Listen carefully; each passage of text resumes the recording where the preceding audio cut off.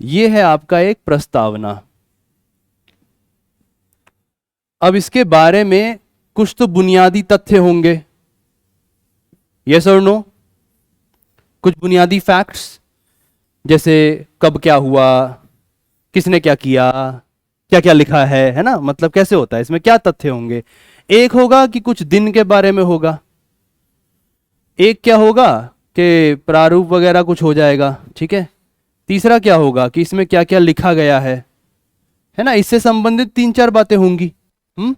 कुछ सवाल तो यहीं से आ जाएंगे। टेस्ट तो बहुत छोटी चीज है ना, मैं एकदम यूपीएससी की बात कह रहा हूं। एक तो यहां से सवाल आ जाएगा, ठीक है।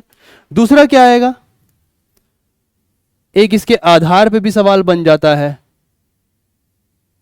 किस पर आधारित है ना, एक ये सवाल भी बन जाता है, किसने उस आधार को बनाया था या बोला था वगैरह वगैरह, एक इस पे बन जाएगा। हाँ लिख लो एकदम, तुम इसको लिख लो, मिस किए ना तो हो गया मिस, है ना। तुम लिख लो, सब लिख लो, जिसको जो लिखना है लिख लो, चीट कोड दे रहा हूं मैं। तीसरा प्रश्न किससे आएगा प्रस्तावना में ही, एक आ जाएगा इसका संविधान में स्थान क्या है, यस और नो, है ना।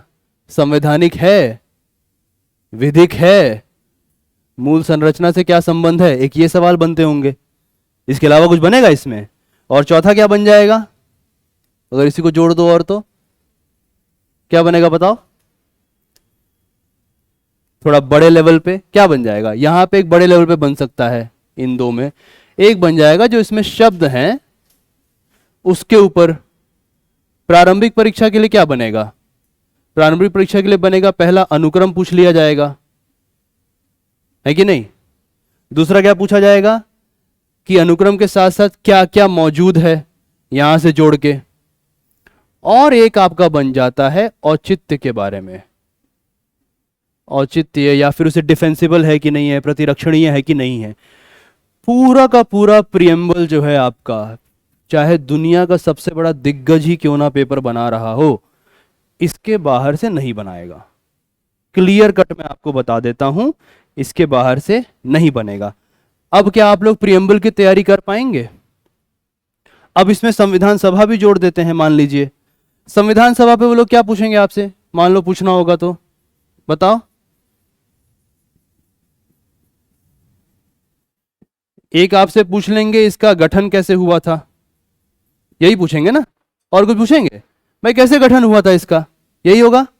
दूसरा पूछ लेंगे कि किस पर आधारित था, मतलब कि गठन में ही क्या कोई कानून था वगैरह वगैरह, एक ये पूछ लेंगे। तीसरा पूछ लेंगे आपसे वो कि जो संविधान सभा है उसने कार्य क्या क्या किया, एक ये सवाल आपसे पूछा जा सकता है, कौन कौन से रूप में कार्य किया, कैसे कैसे किया।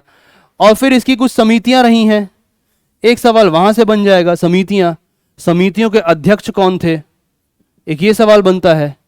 और क्या बन जाएगा, संविधान सभा में जो सदस्य थे उनके बारे में कुछ विशेष रूप में पूछ लेंगे। इसके अलावा कुछ पूछ सकते हैं? मूल रूप से अगर आप इन 5 बिंदुओं से ही पढ़ें तो आपका संविधान सभा का टॉपिक ऐसे बनता है, और आपके प्री मेंस कहीं से भी हो उसमें ऐसे ही ये बन जाता है।